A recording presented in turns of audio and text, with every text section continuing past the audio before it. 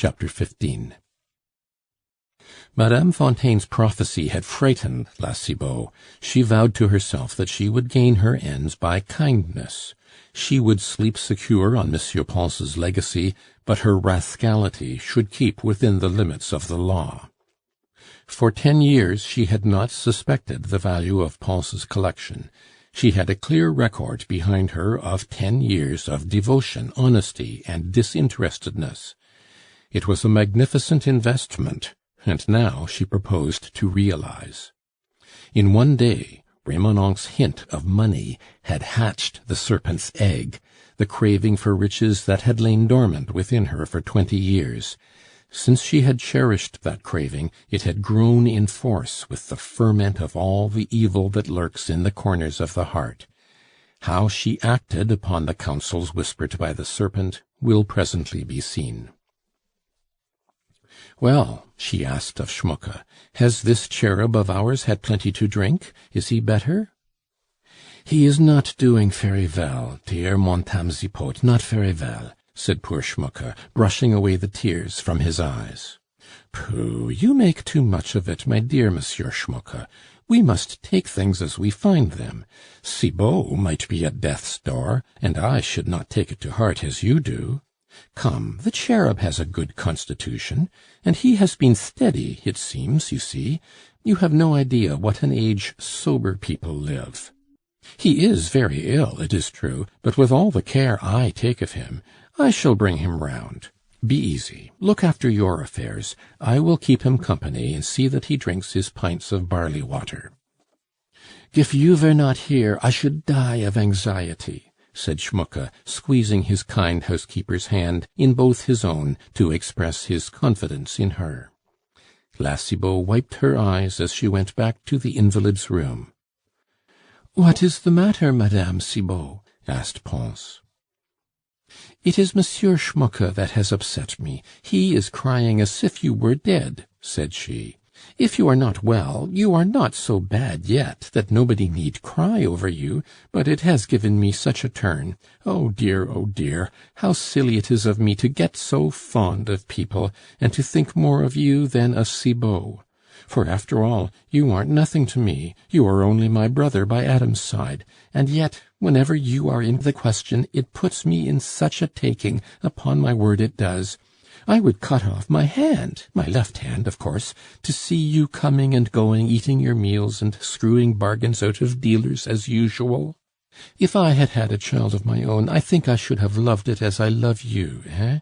There, take a drink, dearie. Come now, empty the glass. Drink it off, monsieur, I tell you. The first thing Dr. Poulain said was, if Monsieur Pons has no mind to go to Père Lachaise, he ought to drink as many buckets full of water in a day as an Auvergnat will sell. So come now, drink."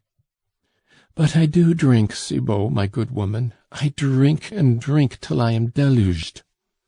"That is right," said the portress as she took away the empty glass. "That is the way to get better. Dr. Poulain had another patient ill of your complaint, but he had nobody to look after him. His children left him to himself, and he died because he didn't drink enough. So you must drink, honey, you see. He died, and they buried him 2 months ago. And if you were to die, you know, you would drag down old Monsieur Schmucke with you, sir. He is like a child. Ah, he loves you, he does, the dear lamb of a man. No woman never loved a man like that. He doesn't care for meat nor drink. He has grown as thin as you are in the last fortnight, and you are nothing but skin and bones. It makes me jealous to see it, for I am very fond of you, but not to that degree. I haven't lost my appetite. Quite the other way, always going up and down stairs till my legs are so tired that I drop down of an evening like a lump of lead. Here I am neglecting my poor Cibot for you. Mademoiselle Remonencq cooks his victuals for him, and he goes on about it and says that nothing is right.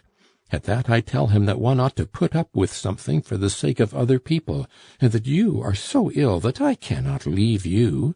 In the first place, you can't afford a nurse, and before I would have a nurse here.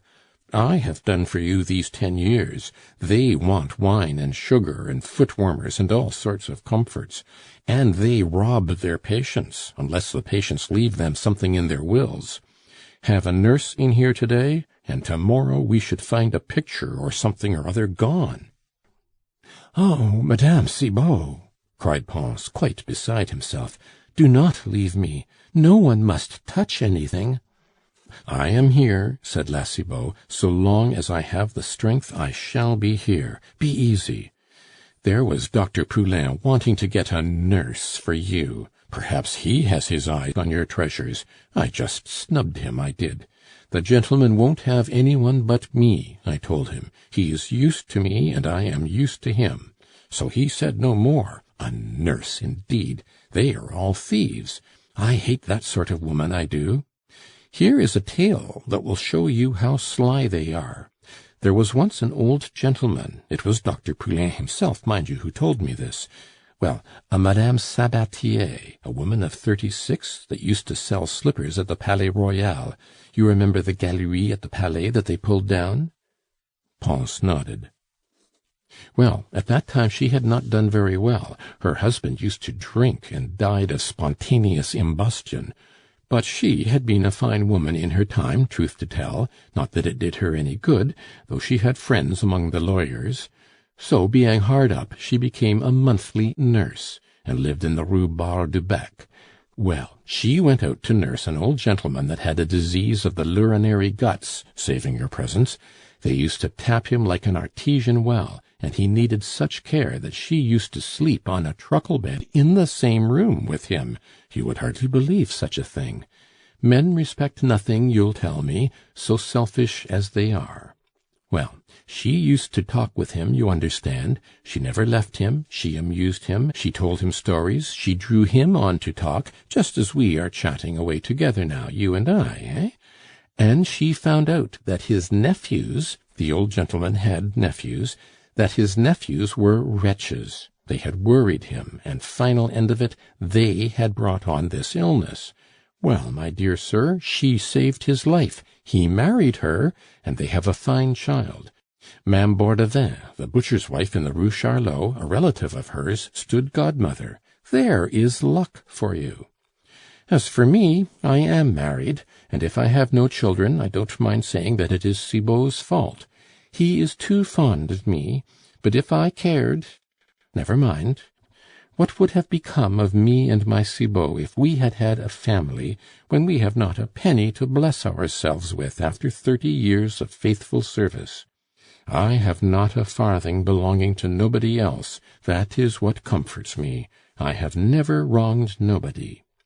Look here, suppose now, there's no harm in supposing when you will be out and about again in 6 weeks' time and sauntering along the boulevard. Well, suppose that you had put me down in your will. Very good, I shouldn't never rest till I had found your heirs and given the money back. Such is my horror of anything that is not earned by the sweat of my brow. You will say to me, "Why, Madame Cibot, why should you worry yourself like that? You have fairly earned the money. You looked after your 2 gentlemen as if they had been your children. You saved them 1,000 francs a year. For there are plenty, sir, you know, that would have had their 10,000 francs put out to interest by now, if they had been in my place. So if the worthy gentleman leaves you a trifle of an annuity, it is only right. Suppose they told me that. Well, now, I am not thinking of myself. I cannot think how some women can do a kindness thinking of themselves all the time. It is not doing good, sir, is it? I do not go to church myself, I haven't the time, but my conscience tells me what is right. Don't you fidget like that, my lamb. Don't scratch yourself. Dear me, how yellow you grow! So yellow you are, quite brown. How funny it is that one can come to look like a lemon in 3 weeks. Honesty is all that poor folk have, and one must surely have something.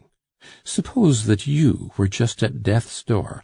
I should be the first to tell you that you ought to leave all that you have to Monsieur Schmucke. It is your duty, for he is all the family you have. He loves you, he does, as a dog loves his master." "Ah, yes," said Pons. "Nobody else has ever loved me all my life long." "Ah, that is not kind of you, sir," said Mme. Cibot. "Then I do not love you, I suppose?" "I do not say so, my dear Mme. Cibot." "Good. You take me for a servant, do you? A common servant, as if I hadn't no heart. Goodness me! For 11 years you do for 2 old bachelors, you think of nothing but their comfort. I have turned half a score of greengrocers' shops upside down for you.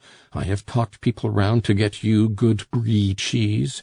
I have gone down as far as the market for fresh butter for you. I have taken such care of things that nothing of yours hasn't been chipped nor broken in all these 10 years. I have just treated you like my own children. And then to hear a 'my dear Madame Cibot,' that shows that there is not a bit of feeling for you in the heart of an old gentleman that you have cared for like a king's son. For the little King of Rome was not so well looked after. He died in his prime, there is proof for you. Come, sir, you are unjust, you are ungrateful. It is because I am only a poor portress. Goodness me, are you one of those that think we are dogs?" "But, my dear Madame Cibot—" "Indeed, you that know so much, tell me why we porters are treated like this, and are supposed to have no feelings. People look down on us in these days when they talk of equality. As for me, am I not as good as another woman? I that was one of the finest women in Paris, and was called La Belle Écuyère, and received declarations 7 or 8 times a day. And even now, if I liked— Look here, sir, you know that little scrubby marine store dealer downstairs? Very well, he would marry me any day, if I were a widow, that is, with his eyes shut. He has had them looking wide open in my direction so often. He is always saying, 'Oh, what fine arms you have, Ma'am Cibot. I dreamed last night that it was bread, and I was butter, and I was spread on the top.'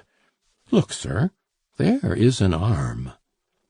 She rolled up her sleeve and displayed the shapeliest arm imaginable, as white and fresh as her hand was red and rough, a plump, round, dimpled arm, drawn from its merino sheath like a blade from the scabbard to dazzle Pons, who looked away.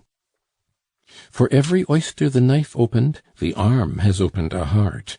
Well, it belongs to Cibot, and I did wrong when I neglected him, poor dear. He would throw himself over a precipice at a word from me, while you, sir, that call me my dear Madame Cibot, when I do impossible things for you—" "Do just listen to me," broke in the patient. "I cannot call you my mother, nor my wife." "No, never in all my born days will I take again to anybody." "Do let me speak," continued Pons. "Let me see, I put Monsieur Schmucke first." "Monsieur Schmucke, there is a heart for you!" cried La Cibot. "Ah, he loves me, but then he is poor. It is money that deadens the heart, and you are rich. Oh, well, take a nurse. You will see what a life she will lead you. She will torment you. You will be like a cockchafer on a string. The doctor will say that you must have plenty to drink, and she will do nothing but feed you. She will bring you to your grave and rob you. You do not deserve to have a Madame Cibot. There, when Dr. Poulain comes, ask him for a nurse." "Oh, fiddlestick end!" the patient cried angrily. "Will you listen to me? When I spoke of my friend Schmucke, I was not thinking of women. I know quite well that no one cares for me so sincerely as you do, you and Schmucke." "Have the goodness not to irritate yourself in this way," exclaimed La Cibot, plunging down upon Pons and covering him by force with the bedclothes. "How should I not love you?" said poor Pons. "You love me, really? There, there, forgive me, sir," she said, crying and wiping her eyes. "Ah, yes, of course you love me, as you love a servant, that is the way, a servant to whom you throw an annuity of 600 francs like a crust you fling into a dog's kennel." "Oh, Madame Cibot!" cried Pons, "for what do you take me? You do not know me." "Ah, you will care even more than that for me," she said, meeting Pons' eyes. "You will love your kind old Cibot like a mother, will you not? A mother, that is it. I am your mother. You are, both of you, my children.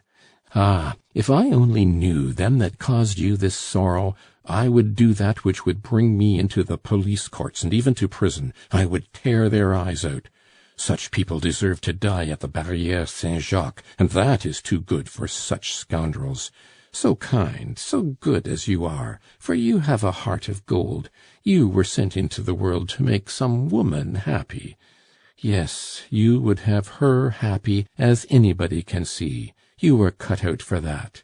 In the very beginning, when I saw how you were with Monsieur Schmucke, I said to myself, 'Monsieur Pons has missed the life he was meant for. He was made to be a good husband.' Come now, you like women." "Ah, yes," said Pons, "and no woman has been mine." "Really?" exclaimed La Cibot, with a provocative air, as she came nearer and took Pons' hand in hers. "Do you not know what it is to love a woman that will do anything for her lover? Is it possible? If I were in your place, I should not wish to leave this world for another until I had known the greatest happiness on earth. Poor dear! If I was now what I was once, I would leave Cibot for you, upon my word I would. Why, with a nose shaped like that, for you have a fine nose. How did you manage it, poor cherub? You will tell me that not every woman knows a man when she sees him, and a pity it is that they marry so at random as they do. It makes you sorry to see it. Now, for my own part, I should have thought that you had had mistresses by the dozen, dancers, actresses, and duchesses, for you went out so much.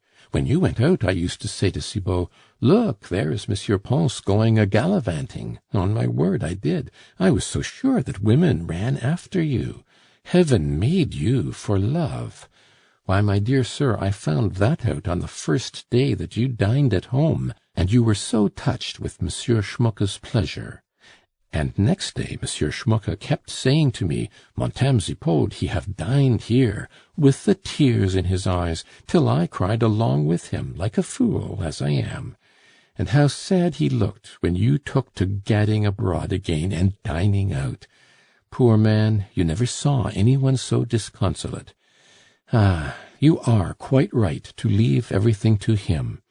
Dear worthy man, why, he is as good as a family to you, he is. Do not forget him, for if you do, God will not receive you into his paradise, for those that have been ungrateful to their friends and left them no rent will not go to heaven." In vain Pons tried to put in a word. La Cibot talked as the wind blows.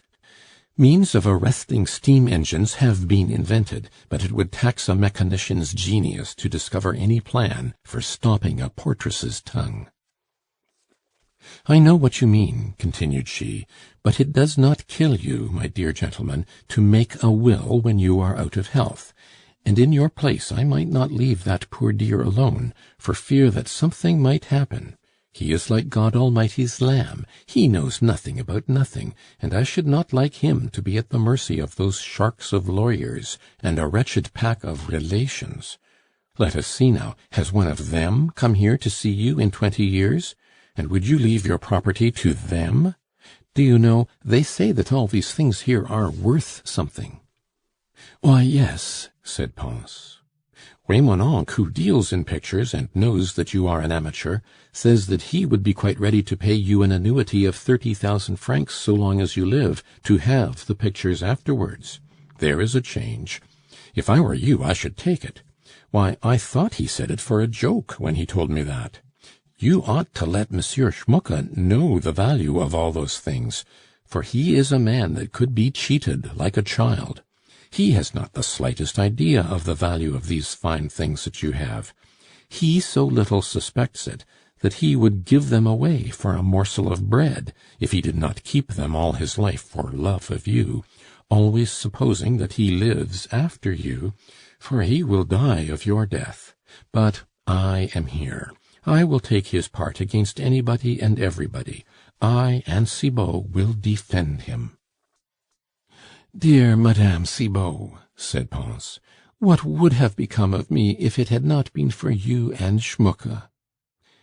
He felt touched by this horrible prattle. The feeling in it seemed to be ingenuous, as it usually is in the speech of the people.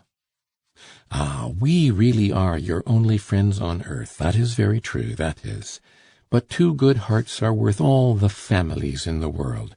Don't talk of families to me. A family, as the old actor said of the tongue, is the best and the worst of all things. Where are those relations of yours now?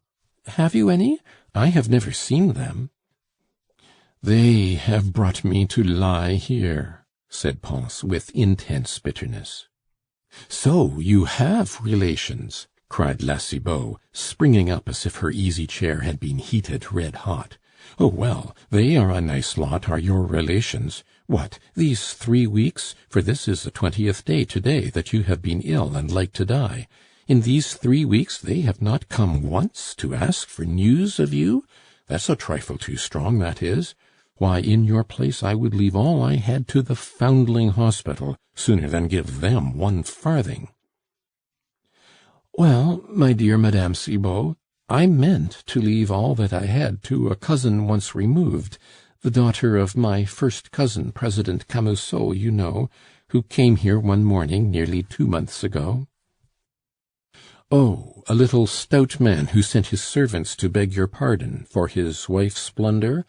The housemaid came asking me questions about you. An affected old creature she is. My fingers itched to give her velvet tippet a dusting with my broom handle. A servant wearing a velvet tippet! Did anybody ever see the like? No, upon my word, the world is turned upside down. What is the use of making a revolution? Dine twice a day if you can afford it, you scamps of rich folk. But laws are no good, I tell you, and nothing will be safe if Louis Philippe does not keep people in their places. For, after all, if we are all equal, eh, sir? A housemaid didn't ought to have a velvet tippet, while I, Madame Cibot, haven't one after 30 years of honest work. There is a pretty thing for you! People ought to be able to tell who you are. A housemaid is a housemaid, just as I myself am a portress. Why do they have silk epaulettes in the army? Let everybody keep their place. Look here, do you want me to tell you what all this comes to? Very well. France is going to the dogs. If the Emperor had been here, things would have been very different, wouldn't they, sir? So I said to Cibot, I said, 'See here, Cibot, a house where the servants wear velvet tippets belongs to people that have no heart in them.'" "No heart in them, that is just it," repeated Pons, and with that he began to tell Madame Cibot about his troubles and mortifications, she pouring out abuse of the relations the while, and showing exceeding tenderness on every fresh sentence in the sad history. She fairly wept at last. To understand the sudden intimacy between the old musician and Madame Cibot, you have only to imagine the position of an old bachelor lying on his bed of pain, seriously ill for the first time in his life. Pons felt that he was alone in the world. The days that he spent by himself were all the longer because he was struggling with the indefinable nausea of a liver complaint which blackens the brightest life. Cut off from all his many interests, the sufferer falls a victim to a kind of nostalgia. He regrets the many sights to be seen for nothing in Paris. The isolation, the darkened days, the suffering that affects the mind and spirits even more than the body, the emptiness of the life, all these things tend to induce him to cling to the human being who waits on him, as a drowned man clings to a plank, and this especially if the bachelor patient's character is as weak as his nature is sensitive and credulous. Pons was charmed to hear La Cibot's tittle-tattle. Schmucke, Madame Cibot, and Dr. Poulain meant all humanity to him now, when his sick room became the universe. If invalids' thoughts, as a rule, never travel beyond in the little space over which their eyes can wander, if their selfishness, in its narrow sphere, subordinates all creatures and all things to itself, you can imagine the lengths to which an old bachelor may go. Before 3 weeks were out, he had even gone so far as to regret, once and again, that he had not married Madeleine Vivet. Madame Cibot, too, had made immense progress in his esteem in those 3 weeks. Without her, he felt that he should have been utterly lost. For as for Schmucke, the poor invalid looked upon him as a second Pons. La Cibot's prodigious art consisted in expressing Pons's own ideas, and this she did quite unconsciously. "Ah, here comes the doctor!" she exclaimed as the bell rang, and away she went, knowing very well that Remonencq had come with the Jew. "Make no noise, gentlemen," said she. "He must not know anything. He is all on the fidget when his precious treasures are concerned."